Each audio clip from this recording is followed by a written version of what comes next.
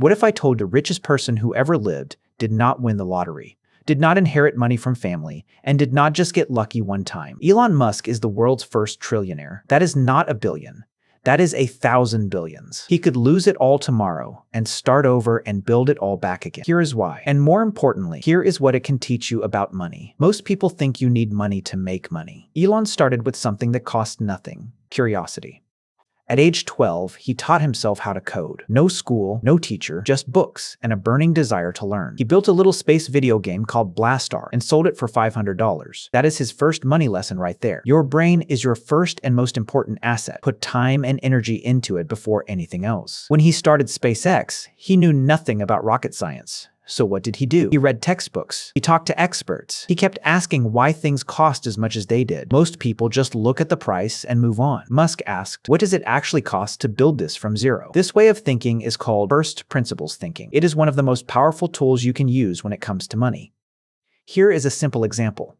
Instead of buying a $10 sandwich every single day, you stop and ask, what ingredients go into this? Can I make the same thing for $2? Over one full year, that shift in thinking is the difference between staying broke and slowly building wealth. Here is where most people get money and risk completely wrong. After PayPal was bought by eBay, Musk walked away with $180 million.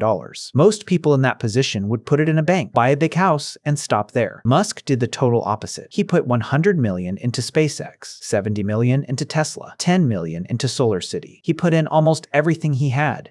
He was even borrowing money just to pay rent. Now, was that stupid? Or was that a smart, calculated move? The money philosophy behind it is called high conviction investing. It means you do not spread your money across everything just to feel safe. You study hard, you believe in something deeply, and then you go all in. Warren Buffett said the same thing. Spreading your money everywhere is just protection against not knowing enough. It does not make much sense if you truly know what you are doing.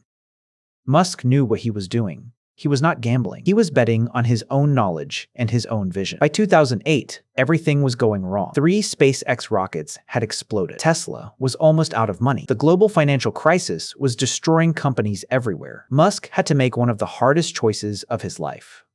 Save one company, or try to save both, and risk losing absolutely everything. He chose to try to save both. But here is what made that possible: the people he had around him. He had found Tom Mueller, one of the best rocket engineers in the world, who spent his weekends firing homemade rockets in the desert just because he loved it. Musk saw that passion and hired him. He also hired Franz von Holzhausen, a top car designer who left a safe and comfortable job at Mazda in August 2008, at the exact time Tesla looked like it could shut down any day, because he believed in what Tesla was trying to do. The money lesson here is this: the people you bring into your work grow in value over time, just like money and a good investment does. When you bring together smart and driven people, you are not just hiring workers, you are multiplying your own ability to create wealth. The best investors do not only put money into companies, they put money and trust into people. Here is a number that should make you stop and think: 80 to 120 hours a week. That is how much Musk worked, for many years in a row. He even slept on the factory floor when Tesla was going through its hardest production period.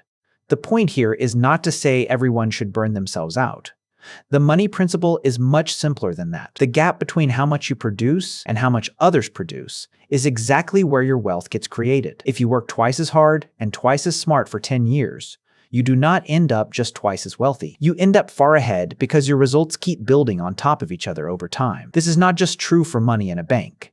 It is true for your skills, your name and reputation, your relationships, and your results. Musk also grew up in a very hard situation. He was badly bullied at school. His own father put him down and told him he would never be successful. All of that pain turned into fuel. He had something to prove. You do not need a hard childhood to build that kind of drive, but you do need to learn how to be okay with feeling uncomfortable. Here is a trap that most people fall into with money. They get too attached to how they plan to get rich instead of staying focused on why they want to get rich. In 2006, Musk wrote out his master plan. Build an electric sports car first. Use those profits to build cheaper cars. Then use those profits to push into clean energy. Simple and straight. No mention of self-driving taxis. No mention of humanoid robots. But when electric car sales started slowing down and government tax credits went away, he changed the plan. Tesla stopped making the Model S and Model X. They put everything into Optimus, which is a humanoid robot, and into cybercabs. At SpaceX,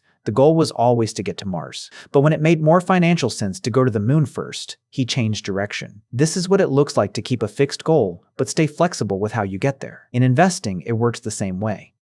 Your goal is financial freedom. The way you get there will change as the world around you changes.